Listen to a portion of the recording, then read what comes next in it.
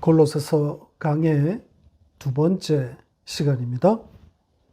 골로새서 1장 3절에서 6절까지입니다. 같이 읽겠습니다. 우리가 너희를 위하여 기도할 때마다 하나님 곧 우리 주 예수 그리스도의 아버지께 감사하노라. 이는 그리스도 예수 안에 너희의 믿음과 모든 성도에 대한 사랑을 들었으며 너희를 위하여 하늘에 쌓아둔 소망으로 말미암음이니 곧 너희가 전에 복음 진리의 말씀을 들은 것이라. 이 복음이 이미 너희에게 이름에 너희가 듣고 참으로 하나님의 은혜를 깨달은 날부터 너희 중에서와 같이 또한 온 천하에서도 열매를 맺어 자라는도다.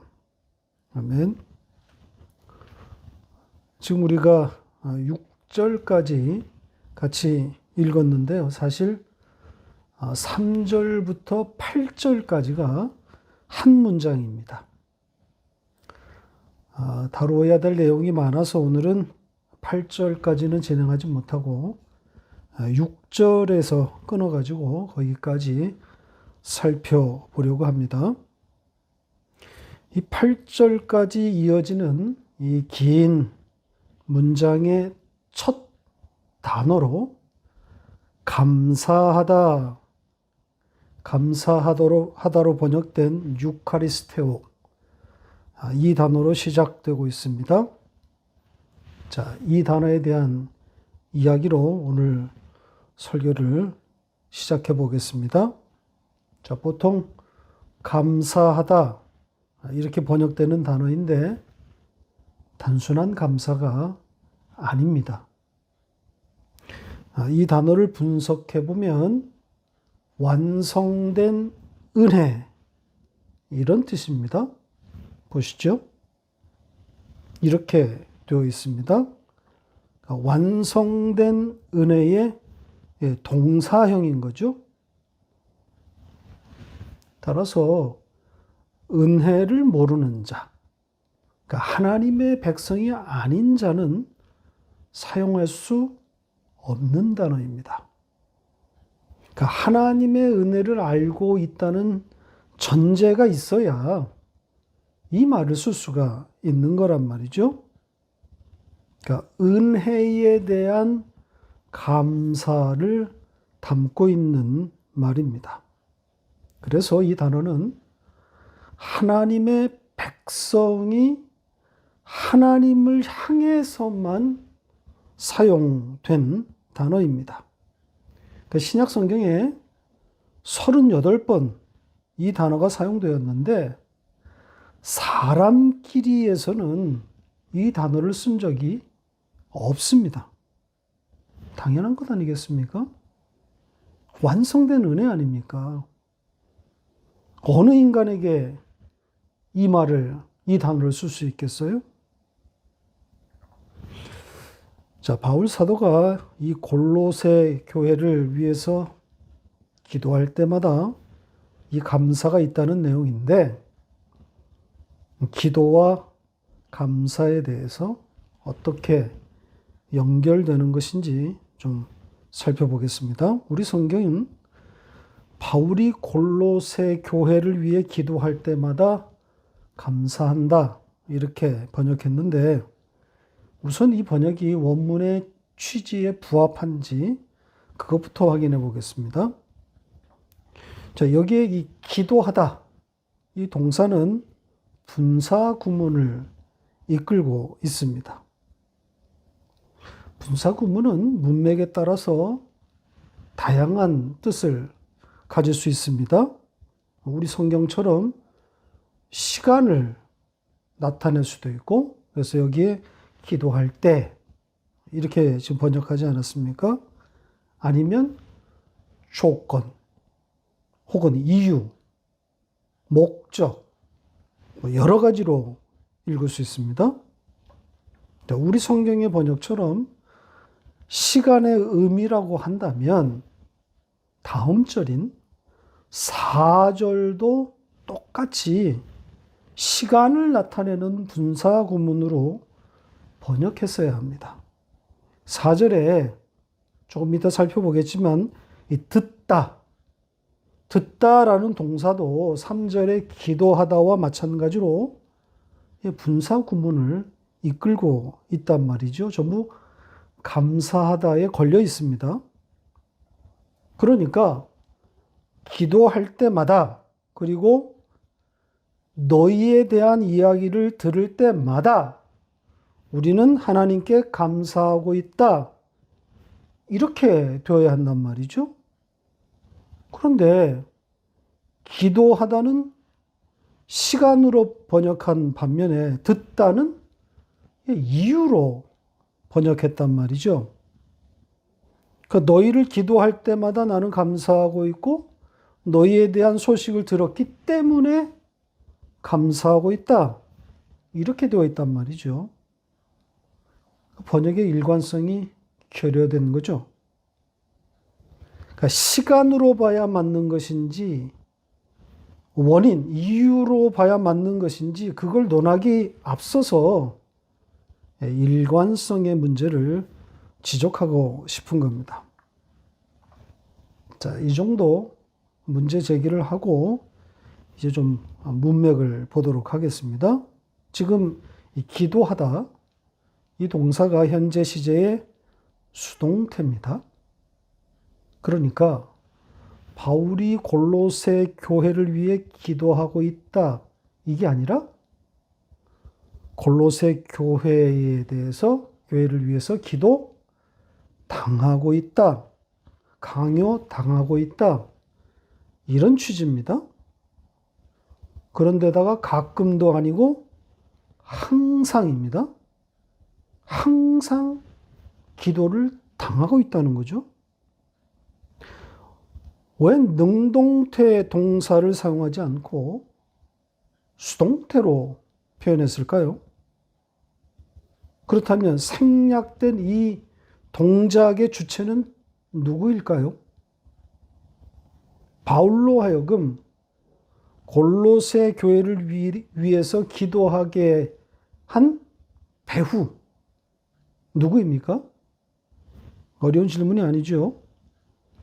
성령이 하신 일입니다. 기도할 마음을 주셨다는 거죠. 자, 이런 취지라면 기도할 때마다 감사한다. 이것보다는 기도 당하게 되었으니 감사하다. 이것이 맞을 것 같습니다. 저는 그렇게 생각합니다.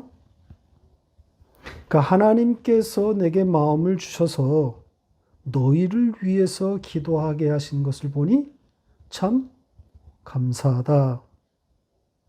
그러니까 원인 혹은 이유로 읽는 것이 문맥에 맞다고 생각합니다. 그리고 이렇게 되어야 다음 절인 4절의 다른 분사 구문도 자연스러워집니다. 자, 바로 4절로 가겠습니다. 자, 듣다라는 동사가 이끄는 분사 구문이라고 그랬습니다. 자, 이 동사는 과거 시제의 능동태입니다. 바울이 어떤 것을 들었다는 거죠? 그가 들은 두 가지를 말하고 있습니다. 무엇과 무엇이죠? 골로새 교회가 갖고 있는 믿음, 그리고 사랑, 이렇게 되어 있습니다. 자, 그 이야기 좀 해보죠. 우선 믿음에 대해서 보겠습니다. 예수 그리스도 안에 너희의 믿음, 이렇게 되어 있습니다. 그러니까 예수 그리스도 안에 있는 너희의 그 믿음, 이런 뜻입니다.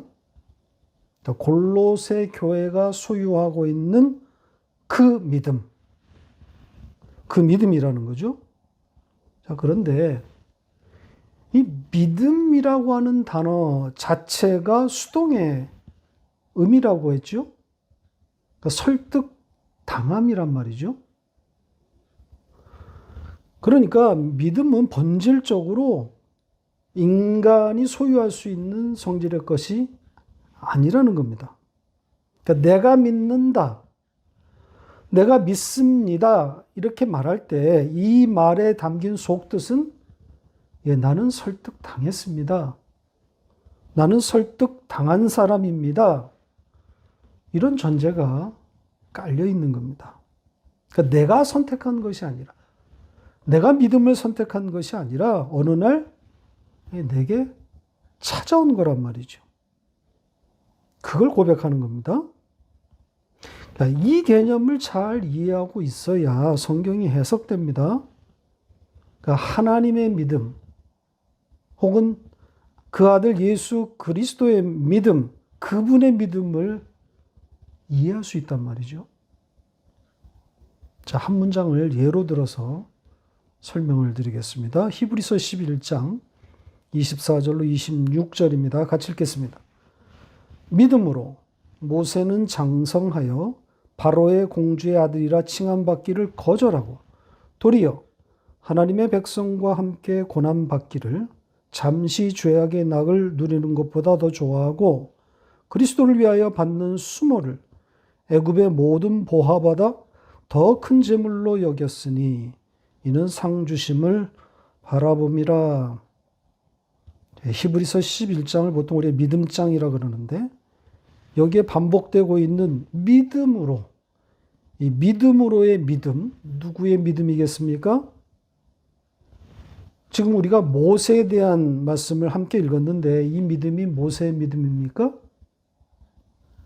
모세의 믿음을 표현하라고 했다면 그의 믿음 이렇게 표현했을 텐데 저자는 그냥 믿음 이렇게 써놓았습니다. 모세의 믿음이 아니라는 거죠. 그리고 지금 읽은 말씀의 내용이 그걸 증명하고 있지 않습니까? 역사를 다 왜곡하고 있는 내용입니다. 그러니까 출애굽기가 적어놓은 그 팩트를 다 부정하고 있습니다. 성경을 모르는 사람이 읽으면 역사 부정에다가 모세 우상화입니다. 전형적인 위인전 패턴이란 말이죠. 사람 죽이고 도망친 도망자를, 살인자를 위대한 영도자로 둔갑시키고 있단 말이죠. 아래서 태어나서 신라를 창건했다는 박혁거세, 또 신의 아들이 환웅과 곰 사이에서 태어난 나라를 창건했다는 당군 신화와 무슨 차이가 있단 말이죠. 역사 왜곡, 역사 부정으로 보이는 지금 이 히브리서의 이 모세에 대한 이야기를 해석함에 있어서 결정적인 단어가 바로 이 믿음이란 단어입니다. 그러니까 모세의 실제 역사, 즉 그 도망치는 못난 모습, 그 믿음 없음의 모습이 진짜 믿음, 그분의 믿음이 개입하자 역사에는 없었던 이야기로 둔갑되는 겁니다. 그래서 모세가 공주의 아들을 스스로 거부한 것이 되고 스스로 이스라엘 백성과 함께 고난을 받는 자가 되고 세상의 낙을 거부하고 그리스도와 함께 수모를 당하는 자로 변신되는 겁니다. 하나님이 그렇게 보시겠다는 거죠? 아니, 그렇게 된 겁니다. 이게 성경의 논리예요. 세상이 볼 때는 말도 안 되는 엉터리 논리인 거죠. 그게 성경입니다. 그게 구원이란 말이죠. 자, 이렇게 믿음이 찾아오는 겁니다.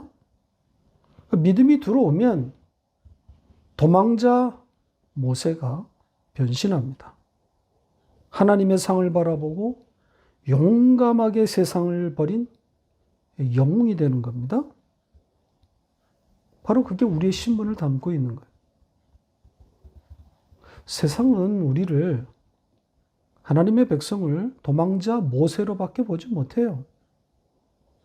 그래서 세상, 사회 부적응자, 과대망상 질환자, 자기 도취의 정신병자, 이렇게 보일 거란 말이죠. 왜? 다른 세상을 살고 있기 때문이란 말입니다. 그러니 세상의 칭찬, 세상으로부터의 존경, 받을 수 없는 거란 말입니다. 그걸 기대하고 있다면 성경을 다시 읽어야 합니다. 그건 우리의 길이 아닙니다. 자, 사랑에 대한 이야기로 넘어가 봅시다. 모든 성도에 대한 너희의 사랑을 들었다. 이렇게 되어 있습니다. 모든 성도에 대한 사랑. 이게 아니라 모든 성도 안으로 이렇게 되어 있습니다. 그러니까 그 사람들을 사랑하는, 어떤 사람들을, 어떤 대상을 사랑하는 행위나 동작을 말하고 있는 것이 아니라 그들 안에, 그러니까 그들 안에도 있고 나에게도 있는 그 사랑, 이런 취지입니다. 지금 이 사랑이 아가페란 말입니다. 그러니까 내가, 인간이 어떤 사람, 성도, 그들을 향해서 아가페 할 수 있습니까? 아가페를 가질 수 있습니까? 선악과를 따먹고 죽어버린 인간. 그 인간은 탐심이라고 하는 그 우상숭배에 묶였기 때문에 이 사랑, 이 아가페의 사랑을 가질 수 없어요. 그런 사랑 할 수 없습니다.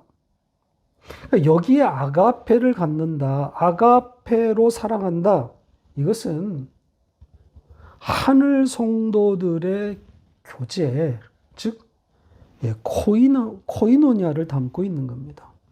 그러니까 우리가 받은 그 사랑, 그 하늘적 사랑을 소통한다, 이런 의미입니다. 그러니까 바울은 골로새 교회의 그 소통, 그 코이노니아에 대해서 들었다는 겁니다.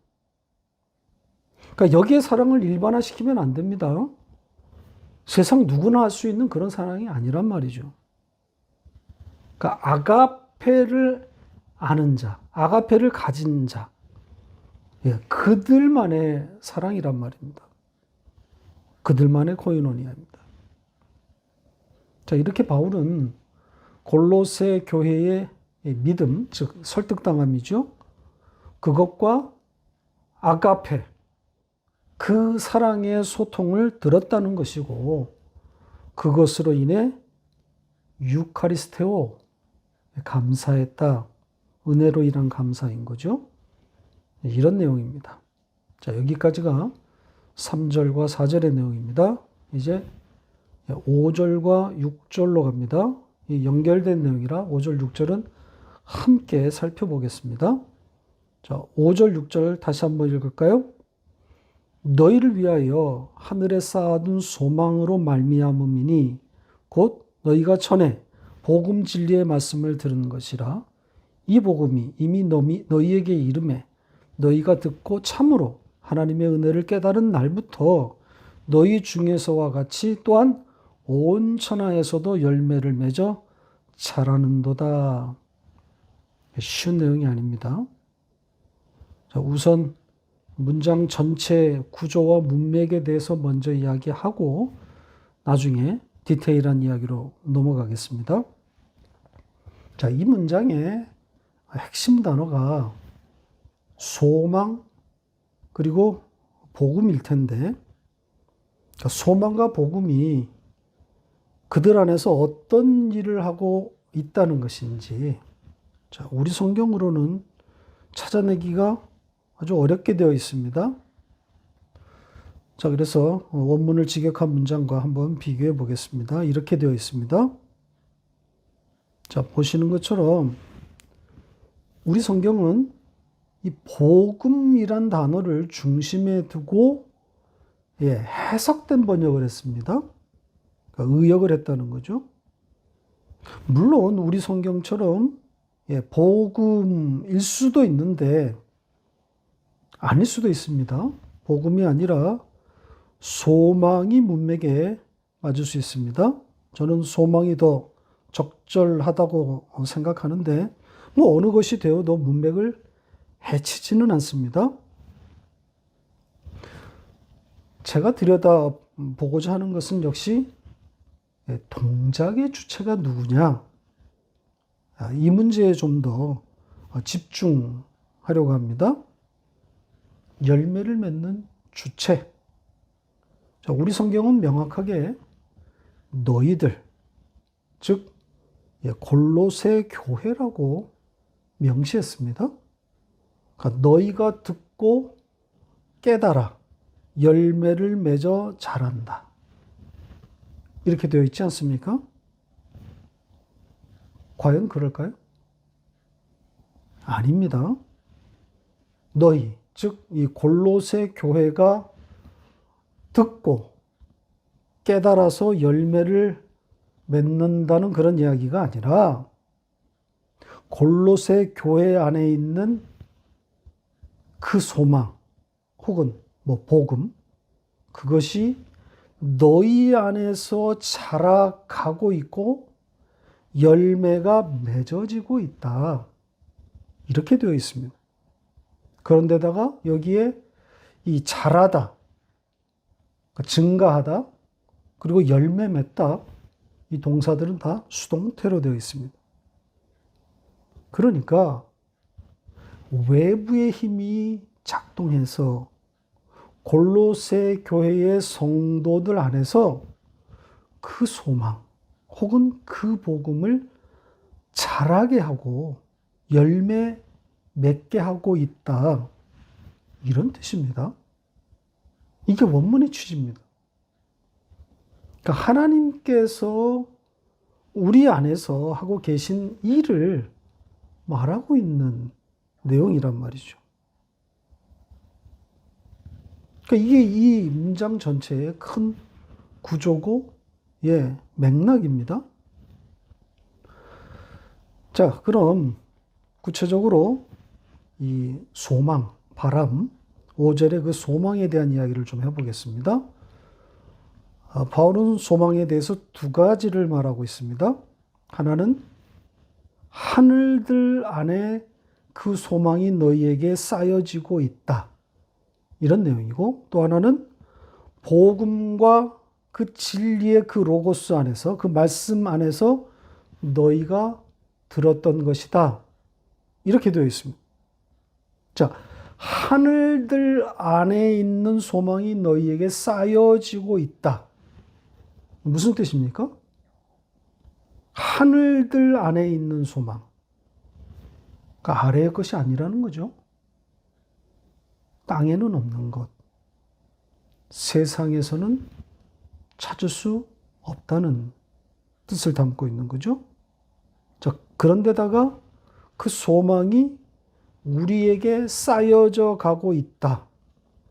현재 시제의 수동태로 표현되어 있습니다. 당연한 거죠. 우리가 소망을 쌓을 수는 없는 거 아닙니까? 그러니까 그 하늘적 바람, 그 하늘의 소망을 갖게 하시는 분은 따로 계시는 거죠. 그 하늘을 바라보게 하는 분, 누구겠습니까? 성령이 하시는 일이란 말이죠. 자, 두 번째 내용은 그 바람, 그 소망에 대해서 복음과 진리의 그 로고스 안에서 들었던 것, 이렇게 되어 있습니다. 그러니까 그 로고스, 지금 말씀 아닙니까? 그 말씀이신 예수 그리스도 안에서 들었다. 이런 뜻 아닙니까? 그러니까 소망이 예수 그리스도, 그 로고스 안에 있다는 의미 아니겠어요? 이것도 역시 당연한 거죠. 그러니까 앞에서 말한 하늘들 안에 있는 것, 그것과 맥이 같은 거죠. 진정한 하늘이신 예수 그리스도 안에 있는 소망이라는 겁니다. 그런 바람, 그런 소망이 우리 안에서 쌓여져 가고 있다는 겁니다. 성령께서 하고 계신 일인 거죠. 그러니까 성령에 의해서 우리는 그 우리의 욕망, 이 보이는 세상을 향한 우리들의 그 기대, 이런 것들이 차근차근히 무너져 가고 있는 겁니다. 잠시 우리의 심장을 떨리게 했던 그런 일들, 그런데 지나고 보면 사실 시들해지고, 그렇게 흥미로웠던 것, 그렇게 아름다웠던 것, 이런 것들이 어느 날 갑자기 허무하게 다가오기도 하지 않습니까? 당장 독감에만 걸려도 모든 것이 귀찮아지지 않습니까? 가지 많은 나무에 바람 잘 날 없다고 그렇게 기쁨을 선사했던 자식, 그런 자식인데 어떨 때는 차라리 태어나지 않았으면, 이런 마음 생기지 않습니까? 그러니까 모든 사람이 다 이런 자리에 내몰리는데, 하나님의 택한 백성, 그들은 그 자리를 통해서 하늘의 소망이 쌓여져 가는 겁니다. 무슨 뜻입니까? 알아차리게 되는 거죠. 하나님의 개입을 보게 되는 겁니다. 하늘을 보게 된단 말입니다. 그래서 이 아래의 것을 붙들고 있었던 그 나를 보게 되는 것이고, 그 비참한 그 죽음의 자리에서 예수 그리스도를 받아먹는 바로 양육이 일어나는 겁니다. 그렇게 그 하늘의 소망이 쌓여져 가고 있는 거죠. 성령께서 하시는 일이란 말이죠. 요즘 제가 이런 말을 자주 씁니다.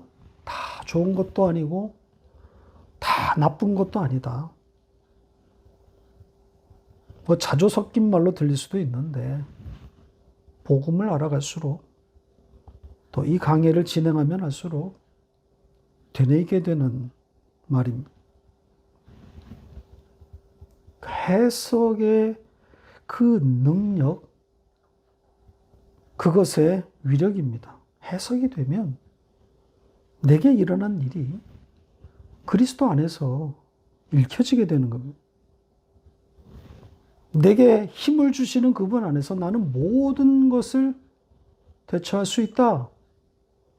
대응할 수 있다. 이게 빌립보서에서 만난 바울의 고백 아니었습니까? 해석의 능력을 키우십시다. 그 능력을 위해서, 그 능력 달라고 기도하시기 바랍니다. 자, 6절 마지막 내용으로 갑니다. 복음인가? 소망인가? 6절에서 말하고 있는 이 골로새 교회 성도 안에 있는 그것이 복음이냐 소망이냐 하는 것인데, 어느 것이 되든 큰 문제는 아니라고 아까 말씀을 드렸습니다. 저는 복음보다는 소망이 적합하다고 말씀드렸고요. 자, 좀 더 그 이야기를 해보겠습니다. 자, 그것에 대해서 어떻게 표현되어 있는지 좀 보죠. 자, 첫째는 그것이 너희에게로 들어오고 있다, 다가오고 있다, 이렇게 표현되었습니다. 그리고 너희뿐 아니라 모든 세상에게도 그렇다, 이렇게 되어 있습니다. 그리고 현재 시제를 썼고요. 둘째는 그것이 너희 안에서 증가되어지고 있고 열매 맺어지고 있다, 이렇게 표현했습니다. 역시 외부의 힘이 작동해서 그들 안에서 그것이 커져서 열매를 맺고 있다.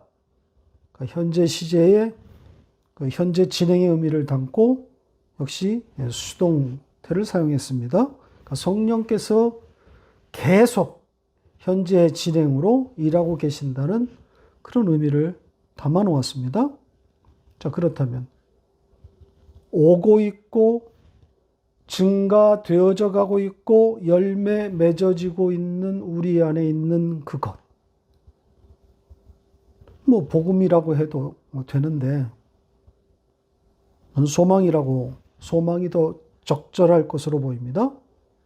점점 또렷하게 그리고 크고 무겁게 다가오고 있는 그것.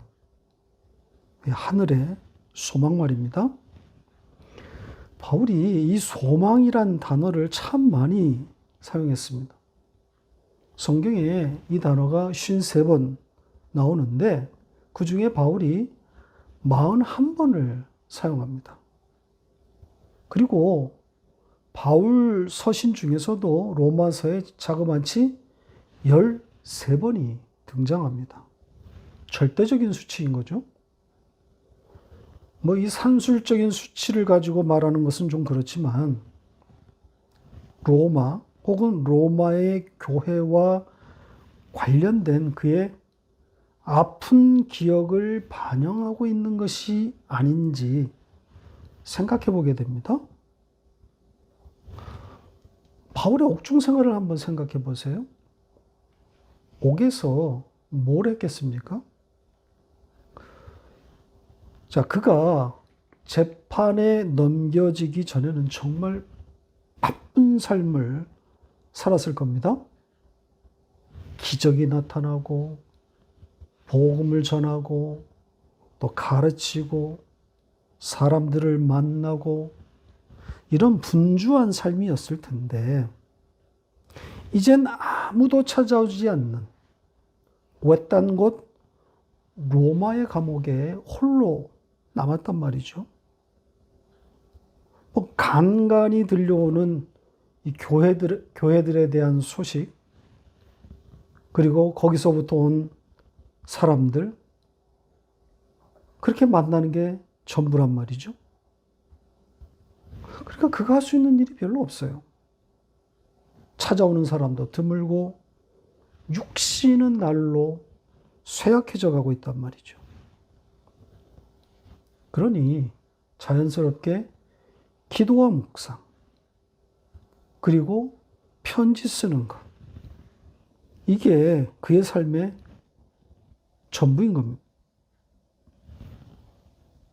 알피스, 바람 혹은 소망으로 번역되는 이 단어를 입에 달고 살았을 겁니다.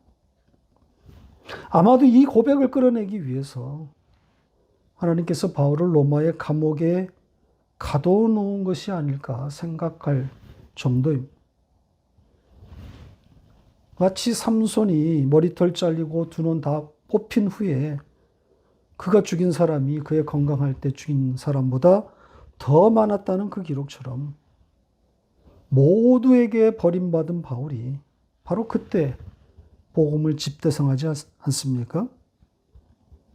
이전에 기적과 이사를 행하던 그런 권능 다 사라졌고 육신은 병투성인데다가 행동 반경도 극히 제약된 바울인데 이때 완성된 작품이 터져나왔단 말이죠. 매임이라고 하는 환경이 가져온 결과라고 말할 수는 없지만 매임이라고 하는 환경에 있어야만 배우고 깨달을 수 있었다 이렇게 말할 수는 있을 겁니다. 그러니까 하늘에서 뚝 떨어지는 그래서 받아 적는 그런 형식이 아닌 몸소 매임을 처절하게 경험하면서 그 자리에서 배우고 깨닫게 된 것을 적었던 겁니다.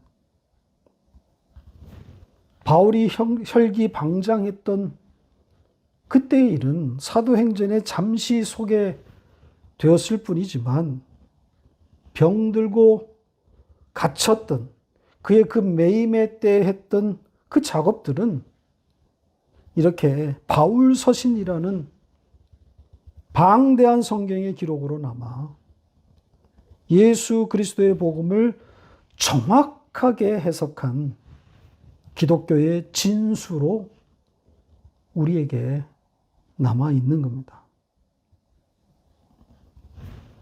자, 마지막으로 우리 안에 들어온 그 소망, 그 소망이 들어온 그 날, 이 날에 대한 이야기를 잠깐 다루고 마치겠습니다. 자, 이 소망이 진리 안에 있는 하나님의 은혜를 듣고 우리 성경은 깨닫는다 이렇게 한꺼번에 두 단어를 깨닫다 이렇게 말했는데 바로 그날부터 너희 안에 있었던 것이다.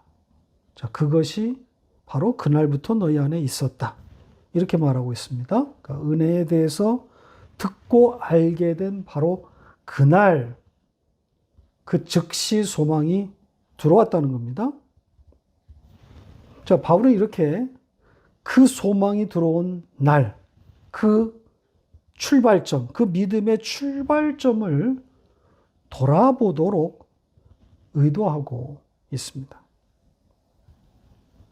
세상에서도 초심을 잃지 말라는 그런 이야기를 많이 하지 않습니까?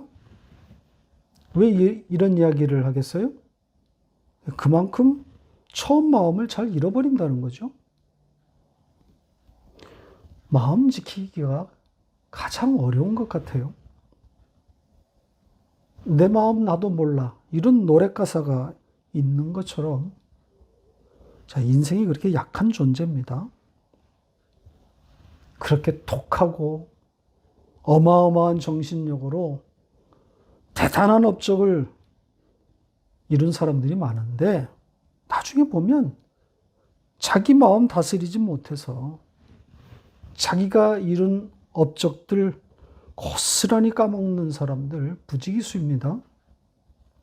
인생 막판에 체면 구기는 사람들, 그런 유력자들 얼마나 많은지 모릅니다. 하나님이 부르신 그날, 그 소망이 우리에게 들어온 그날, 그 감격의 자리, 그 나의 믿음이 시작된 그날을 돌아보세요. 그날, 그 자리에 서보면 가슴이 울리고 울컥하지 않습니까? 제세례파의 주장처럼 그 회심의 그 날과 시를 추적해야 한다는 말이 아닙니다.